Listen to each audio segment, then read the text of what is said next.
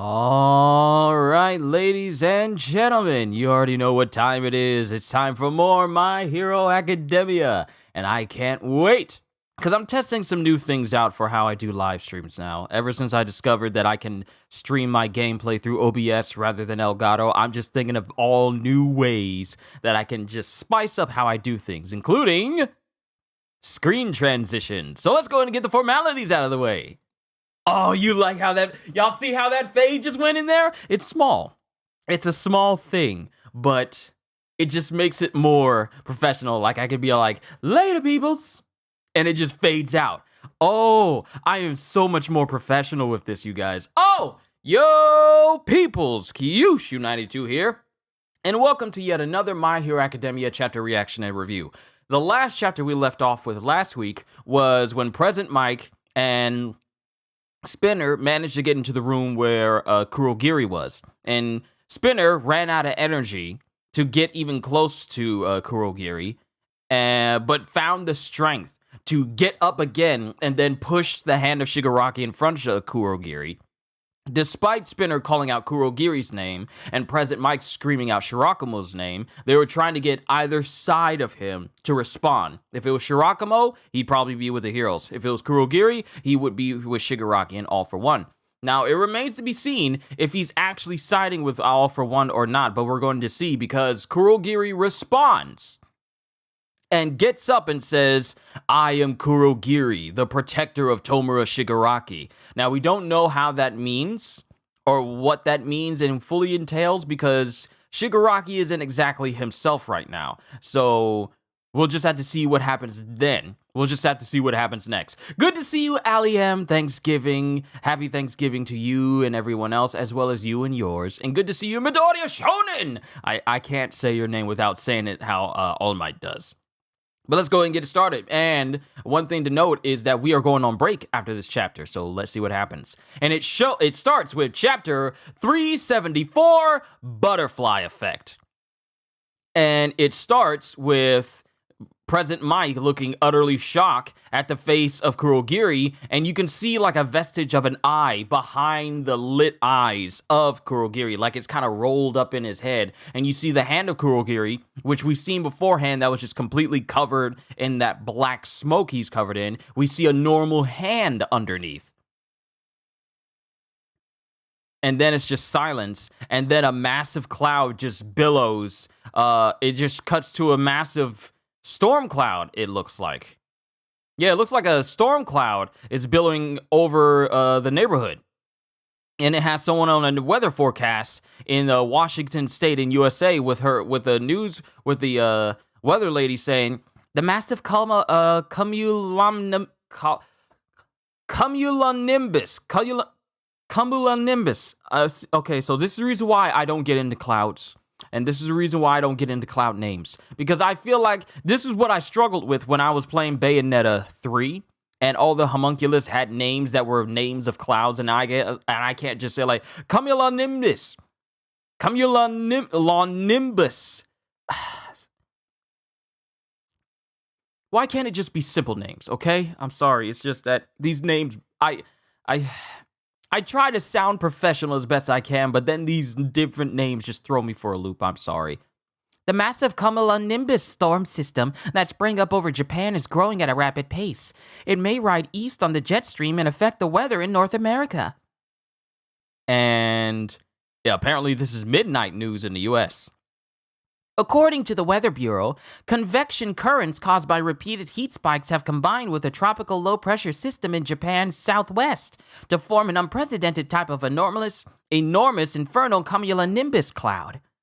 So, and this is all thanks to Endeavor fighting and Dabi fighting and Shoto fighting. All of their firepower has caused this massive cumulonimbus cloud, see, I got it, to just form and grow even more and more over Japan.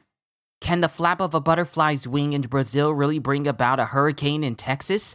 Is it the fate of our superpowered society, which began with a single glowing baby, to descend into literal utter chaos? The power of a single man can change the world. And then I don't know who she is, but she is going off script because all the newscasters are looking at her like, why aren't you following what we're saying on the cue cards? And one dude goes, Meryl, what's with the ad-libbing? I stand firmly opposed to the government's decision. No, the world's decision to pander to All for One. Yo! Oh my goodness! Yo! She's the one she's speaking out. She's speaking out because the U.S. and pretty much the U.S. have decided to try and seek favor with All for One simply because of his power. But this newscaster, who has the power to influence millions just because she's on the news, she stands by the thought that All for One does not deserve to have all this attention on him, and she seeks to go against the grain of what the rest of the U.S. wants to do, and go fully with, I don't support All for One. Why should we cower to him?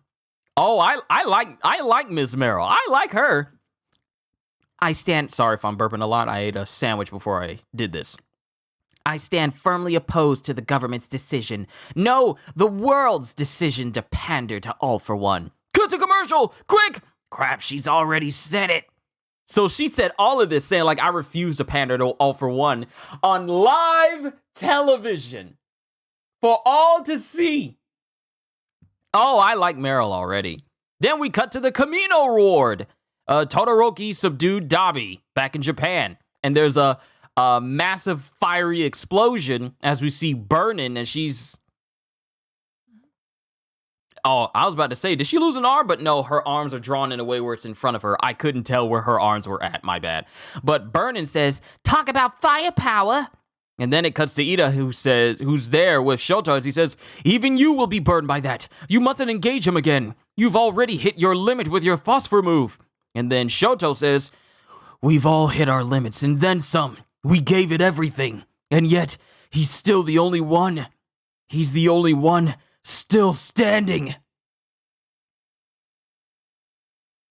Even though I share our father's blood too, only Toya's able to keep going. And it shows Toya, whose entire body has completely burned down to the very muscles of his body. The only thing he's burned his entire face off, where it's only just his teeth and the muscles that are attached to him. They're the only things that's still sticking around despite the heat. He's burned all of his skin off, but his hair somehow is still on his head. And it shows Dabi using that same phosphor move that Shoto used, and he's just standing there in this blazing inferno. He's just standing there like some sort of undead corpse, completely on fire, as everything around him is just straight melting. Think of an undead from any From Software game, but they're standing in a sea of fire. Sea of fire and heat, and he's just standing there looking absolutely non-human. He's just standing there like, as heat is coming out of his mouth. Then it cuts to Dabi as he thinks, dear old dad's at Gunga, huh? Way too far away. They really screwed us, splitting us up with those portals. If I keep duking it out with Shoto in the hopes of bringing Dad a parting gift, my body won't last. So even he knows that his body doesn't have long.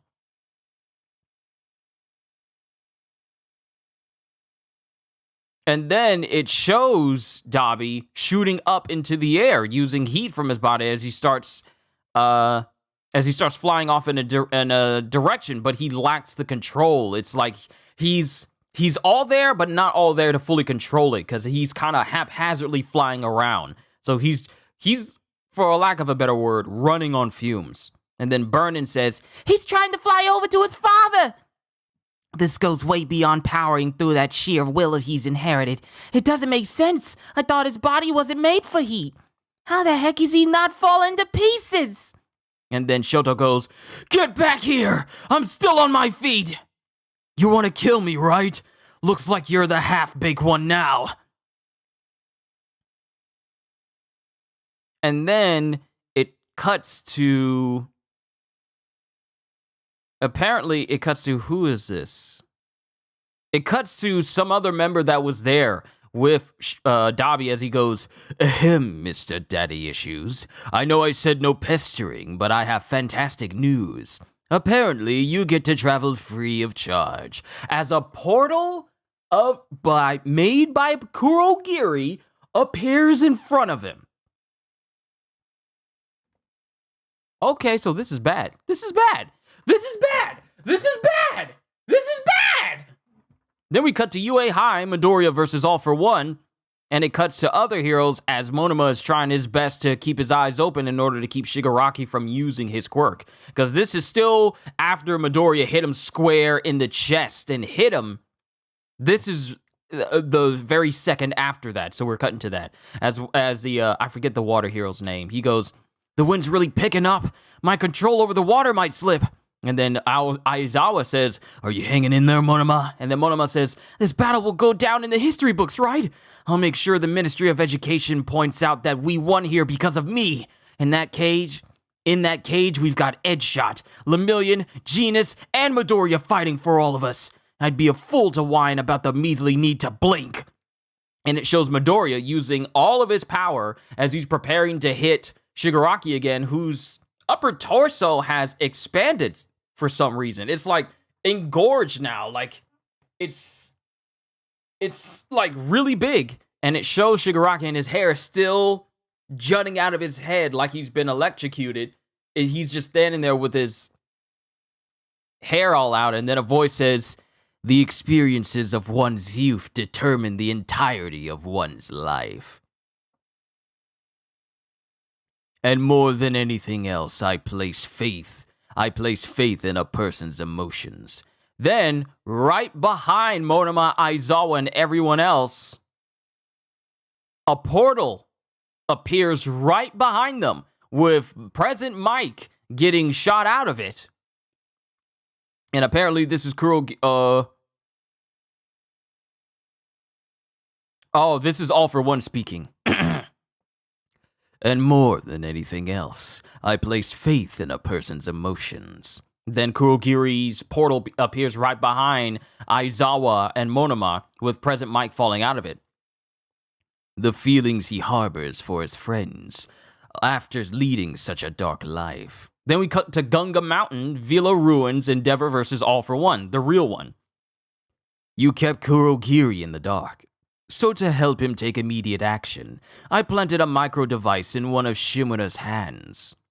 Yes, Iguchi played his part." And then a portal opens up above Endeavor, and Toya comes out of there as he says, "Hey, ya dad!" And he just looks, he is no longer the Dabi we once knew. This dude is just a walking, burning corpse right now. And then Endeavor is surprised to see him, but he doesn't really do anything. "What's more?" "Oh, Hawks! I'm sorry? Twice? Twice clones?" But wow. All For One says, "What's more?" "Oh, Hawks!" And Twice comes out of one of the portals alongside Toya.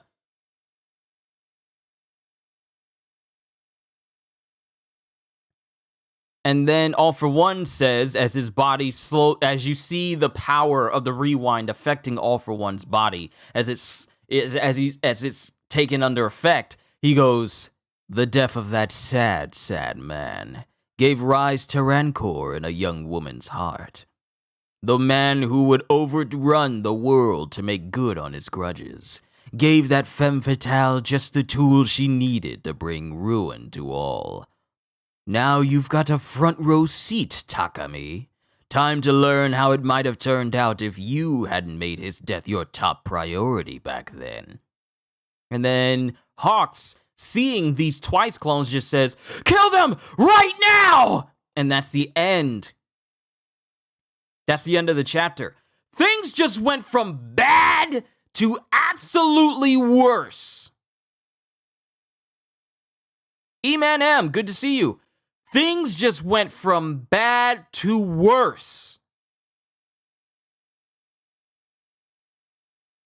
So a big highlight of this chapter is the newscaster lady, Meryl, who went out of her way to vocally say how much she doesn't support All for One, nor should the world cower to All for One. But then it cuts to everyone who's fighting, all the villains who are fighting everyone, and they just get teleported around, thanks to Kurogiri. President Mike gets thrown inside of the UA High Fortress. Then Toya is able to go through a gate, which allows him to go to Gunga Mountain, where Endeavor is. And not only that, apparently, Twice has been cloned somehow. And they're all, and this, like, one of the Twice clones has what looks like part of, one of the Twice clones had what looks like part of Froppy's glasses in his hands?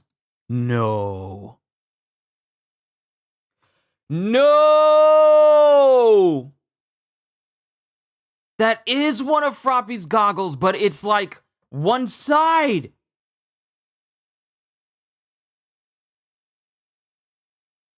Because it shows Twice, and in one image it shows Twice, and in another image it shows Himiko Toga with Twice.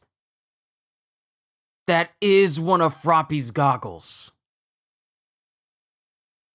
What happened to Asui and Uraraka? You can't end this stream like that. You can't end, why did I say stream? You can't end this chapter on a break with what appears to be Himiko, and you say you believe that Toga used Twice's blood. Well, since she evolved her quirk, so now she can use the quirks of other people with the blood she ingests. Now it appears that she's able to use Twice's quirk, and apparently it was enough for her to triumph over Sue and Uraraka, apparently? Because why else would Twice be holding one of her goggles? I just saw that too. Wonder if that means we're getting a flashback to their battle next time. Oh, that's nerve-wracking. It really is! This is a chapter where it leaves us wondering what just happened to Asui and Uraraka, because we have not seen Sue and Uraraka in months. Literal months. We have not seen them in months. Like the last time we saw them, Midoriya got transported alongside them, and he flew off in order to get to where the fighting was happening. And that's the last we saw of Sue and Ochako. That was it. So now, after not seeing them for a bunch of months, now we're left wondering what exactly happened to him for this Twice clone to have one of Froppy's goggles. Just to show you how serious this is, her goggles are usually on her head. So what happened to make her goggles not be on her head anymore?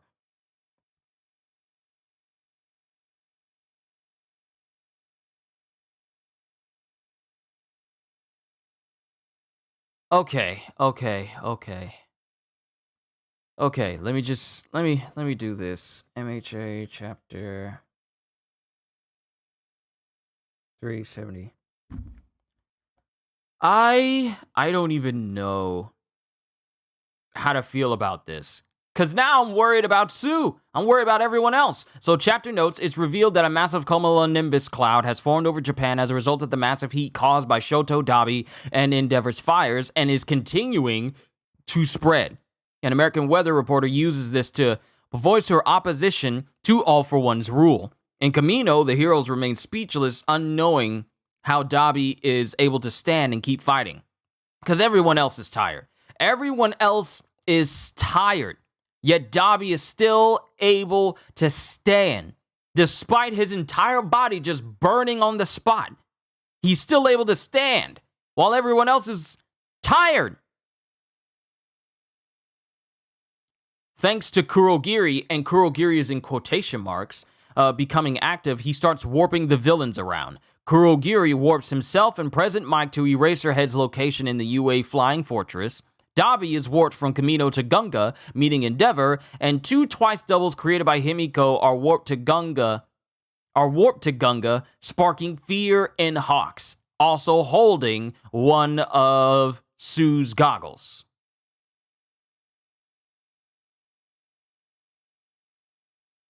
And this chapter is going on break.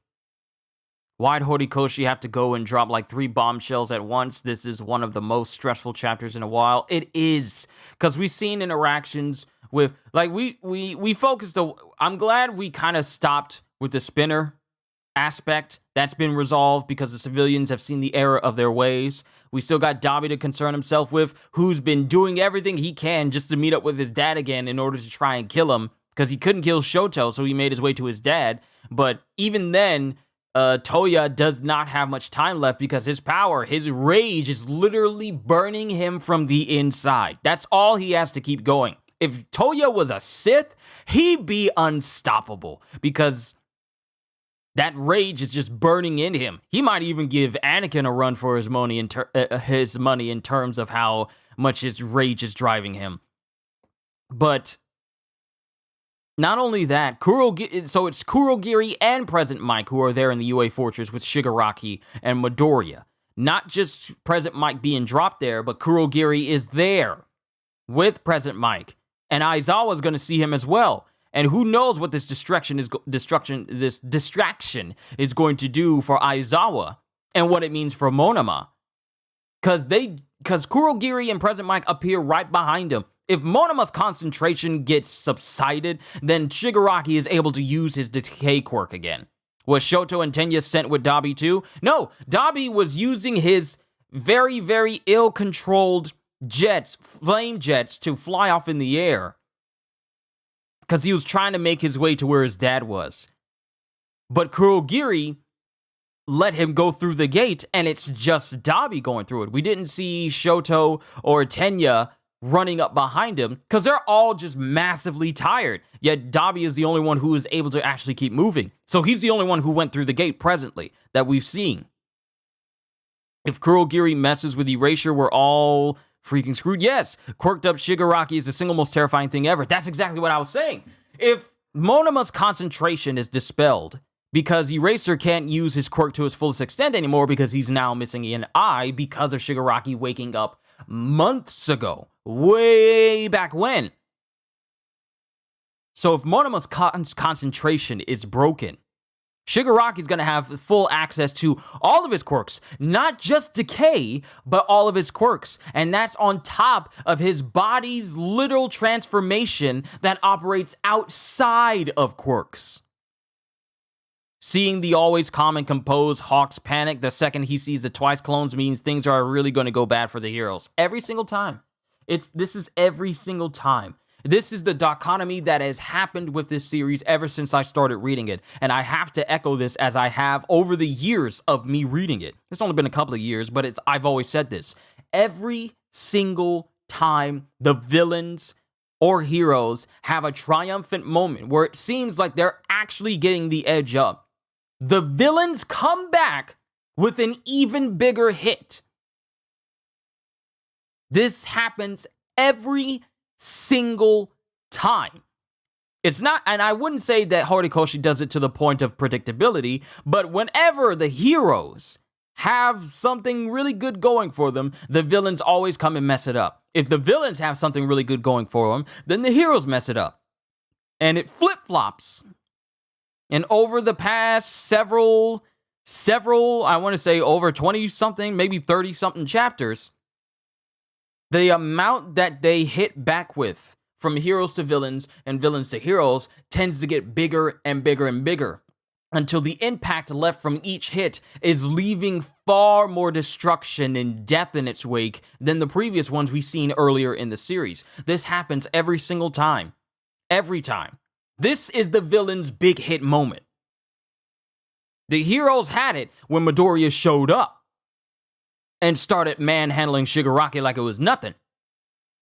But then the villains started to have a long string of actually having things work out for them. And that's still continuing. Like I said, that long string of success has been extending more and more and more as the series has been going on. And this is the villain's long stretch of success right now. Because not only do we have the original All For One back to his prime now, but we also have Shigaraki still surviving the hits of Midoriya, and his body is going through some weird change right now like he's stuck in stasis in midair and his whole body's engorged and forming over the hole that Midoriya punched into him.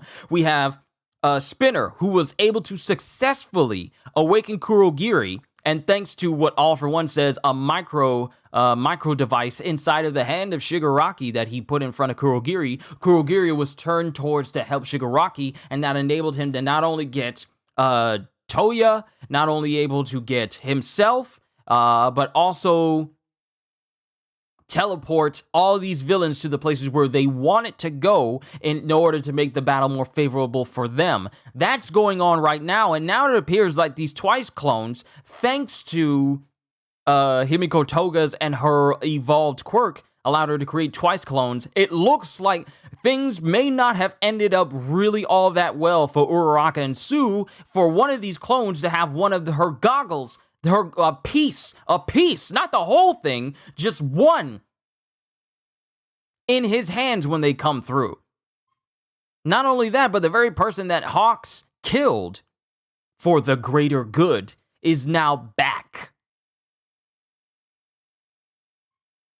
So when I say that these villains tend to have things that make it that just when the villains and heroes have these big moments, the villains are having a long string of, I wouldn't say luck, but success right now. That's just how I feel.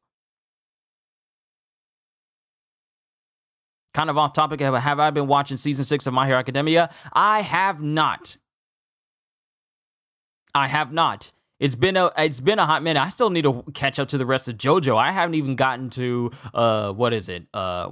Something Ocean, Stone Ocean. It's called. I gotta catch up on JoJo. I gotta catch up on My Hero. There's so much My Hero episodes I have to catch up on, but I'll catch up on my own time. I won't do reactions or anything, but I will catch up.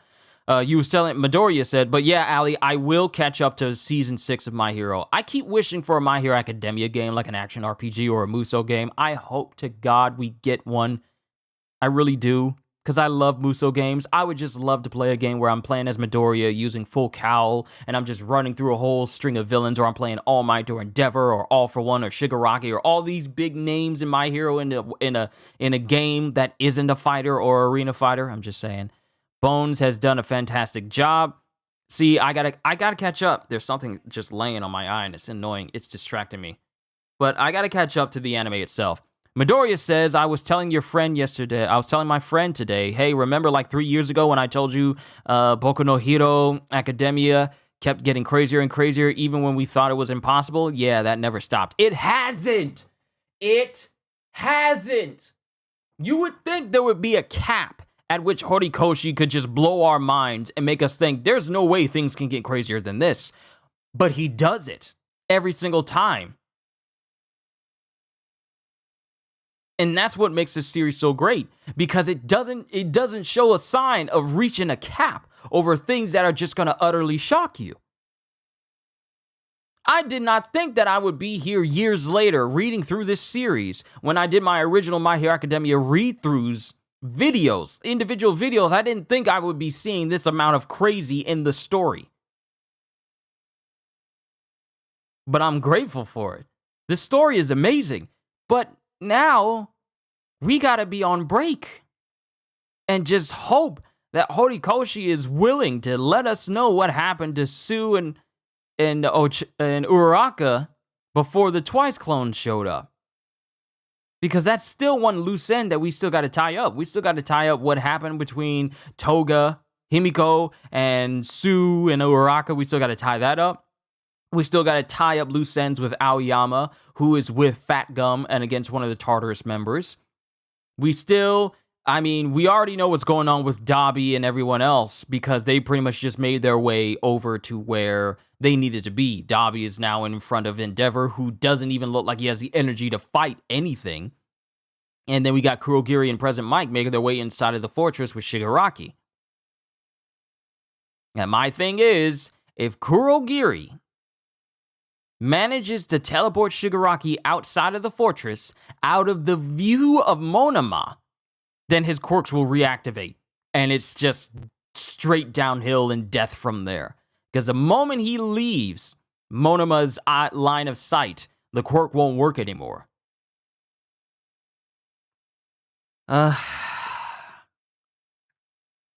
I don't know. I'm scared. I'm scared. The implications. Here's one thing. It's the implications of what could have happened that are just settling in my mind right now. We don't have any definitive things that are going on because everything I say about Sue and Uraraka is just me assuming. That's just me assuming. We don't know all the details, but it's the implications that keep us up. The implications that something bad happened to Asui and Uraraka. That's what's present in our minds. We don't know the details, but the implications that something bad happened to the two of them is something that just won't leave. And that's how you keep readers gripped to your story. Is Shigaraki now at 100%? He is, right? His body's going through some sort of weird change, because when Midoriya used Fajin with transmission and knocked a big giant hole in his chest, his body started to form over it to close up the hole, and his body right now is like really, really engorged. Think Luffy whenever he tries to go Gear 3rd in the past and is blowing air into his body, and his body looks all big and malformed because of the air. That's how Shigaraki's body looks. It looks really big and bloated in the chest area. And his hair is like standing on end, and it's pure white right now. It had some accents, but now it's just pure white, and it's like sticking out. And he's got his mouth open, and it looks like he's screaming, even though it doesn't show any sound effects of him actually screaming. So his body's probably going through another change. I don't know if he's at 100%. I don't think he is. But I'm not ready to see Shigaraki when his body calms down. That's the thing. His body is still in a state of flux, still trying to find that perfect form that All For One is trying to turn his body into. It's still trying to find that. Because the fact that he's still getting damaged despite his body changing, his body is now trying to find a newer form that can keep that same thing from happening again. So his body's still changing, which means it hasn't reached that perfect form that he wants. Kurogiri warping Shigi away sounds horrifying, but luckily I think he'll want to stay where Deku is to take One For All. What I'm most worried about is Kurogiri taking Monoma and Aizawa out. That's the thing. If he takes Monoma and Aizawa out, then the only thing that's keeping Shigaraki from not only rotting and decaying the entire fortress, but everyone who's underneath and killing all of them is Monoma and Aizawa. Because as we've seen with his quirk, his Shigaraki's decay quirk has evolved to the point where even if a piece of debris has decay on it, and it's separate from the pieces that are already decayed, the decay quirk will continue if it hits something else, which is how he was able to devastate an enormous part of the city he woke up in, because the pieces still carried the decay effects on them, even when they were flying through the air hitting other things. So if he starts to rot the fortress from within, all it takes is just a piece to fall on anyone underneath this decay, and they'll get decayed as well. So everyone's life is at risk if he gets his quirk back. It's not that he has to touch them. All he has to do is just touch the environment, and then the environment will rot itself and continue on like a virus. Everyone and everything will be rotted away. So if he gets his quirk back, it is over. Because as soon as he activates it, and not only that, but the fortress is going to fall out of the sky. And if it's over a populated situation, not only are the people inside the fortress going to die, but anyone underneath the wreckage while it's still decaying and everything is going to die as well. The devastation will be catastrophic if he gets his quirk back. I wonder if Aizawa will have better luck reaching Shirakumo, and that may be the factor that flips Kurogiri back to Shirakumo. Some substantial damage has already been done, though. Yeah, because when you think about it, the two people who are most important to Shirakumo are now all in front of each other. Aizawa, Present Mic, and Kurogiri. You didn't think about that? That's beyond horrifying? See, that's the thing. I remember a lot when it comes to quirks, and when they're extremely dangerous quirks, because I like to read up on it often in order to keep my mind fresh on this information. His decay quirk has gotten to the point where all it takes is just a piece of debris that has been decayed to hit you, and then the decay will just permeate throughout your entire body. and then it'll just break you apart completely. He no longer needs to touch you individually in order to rot you. He just needs to rot the place you're standing on, and then the decay will continue where you're standing and go through you. And it just continues. Matter of fact, let me just pull this up so you guys know just how bad just his, and mind you, decay is not the only quirk he has. He has all of All for One's quirks in his body on top of decay. But we've never seen him combine decay with anything else. That's the scary thing. He can combine his different quirks to have different effects, but he's never combined decay with any of his other quirks. And if he combines decay with his long-range quirk, he can decay you from a distance. Think about it. The implications of what Shigaraki can combine his quirks with decay alone is already bad. So, description of decay, and then I'll stop it there. But this chapter is amazing, but it's also horrifying. So, decay, if it'll bring it back up, allows the user to destroy anything or anyone their hands touch, making it crumble to dust and powdered bone. Much like is the case with Ares Rewind, it is a result of a rare mutation that no one was aware of before it manifested. Whether the target is organic or not, decay will work without fail. As such, this quirk is extremely lethal against living beings, having their flesh rot away if hit by it. The speed of the disintegration has developed from slow to almost immediate, eventually spreading through their whole body if a victim doesn't amputate the decaying body part. Eraserhead was able to avoid this by erasing decay before it could cause further damage to his flesh. It is also possible for the effect of decay to spread beyond what the user has touched, creating a domino chain of disintegrated victims.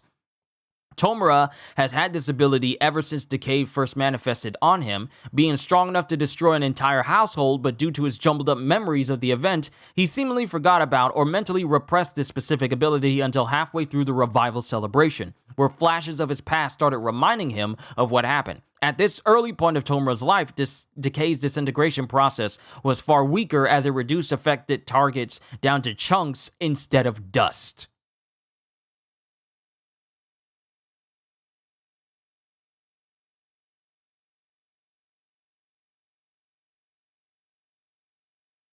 After All for One's quirk was surgically grafted into Tomura's body, decay became even stronger than before. Its speed and range of effect increased drastically and was now not only able to spread the decay on touch, but just by simply placing his hand on the floor, Tomura was able to destroy Jaku General Hospital while decaying everything inside before spreading to the nearby city. It had grown to the point anything touched and disintegrated spreads the effect even after parts of the crumbling matter break away and touch someone.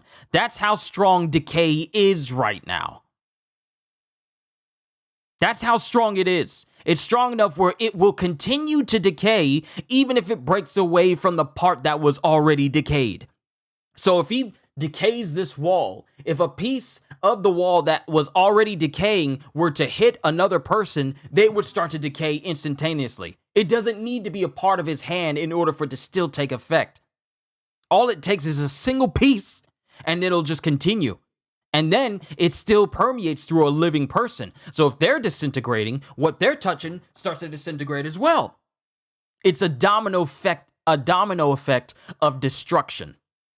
It blows my mind just how with one person getting back into the game could give the villains the upper hand in a matter of seconds. Kurogiri is just amazing. I'm still hoping that Kurogiri will try to protect Shigi from the All for One vestige, thus helping Deku appeal to Tenko and creating an opening for victory. We just gotta see.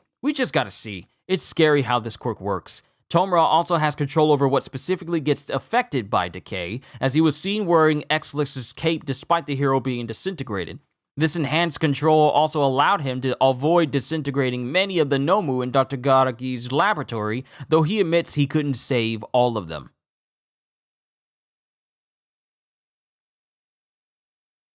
Like, his decay is so strong, at first, he needed to have all his fingers touching something for it to decay. But after his fight with Redestro, he grew strong enough that his decay is now strong enough to reduce nearly half a city to an ash cloud. A cloud of dust. That's how strong his quirk is. And mind you, like I said, his quirk has grown because of the all-for-one quirk that's in his body. It's even stronger now. So, every time the heroes look like they're having some sort of advantage, the villains come back and they show that, hey, you don't have as much of an advantage as you thought. So we're just going to have to wait a whole week. We're not getting My Hero Academia until... We're not getting My Hero until the second week of December. That's going to be like on the 11th, I think. Yeah, we're not getting it until then. And then we only have two more places for us to get My Hero before this year is over. I wonder where the manga itself is going to be once we reach the end of this year. But I've already taken up so much of your time. It's just that every time I read My Hero, if it's not them giving us rousing speeches with the heroes appealing to the nature of the civilians. Because here's the thing. The last chapter we was on saw the heroes appealing to the nature of the civilians and winning them over despite that member of the Para-Liberation Army trying to goad them on. That's a win for the heroes. But then the villains get a win because Spinner is able to awaken Kurogiri, who then proceeds to port everyone around. Every time the heroes win, so do the villains, but in a far more grievous way. If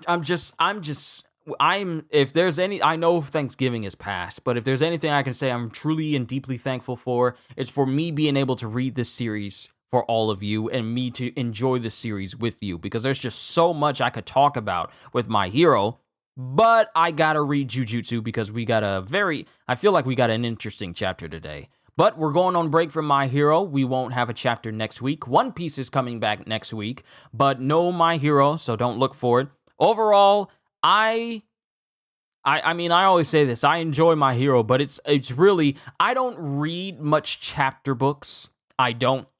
I used to when I was younger, or used to when my elementary school required me to read it, like Crispin and different types of other books as well. But manga is great for me because there's so much story packed into it.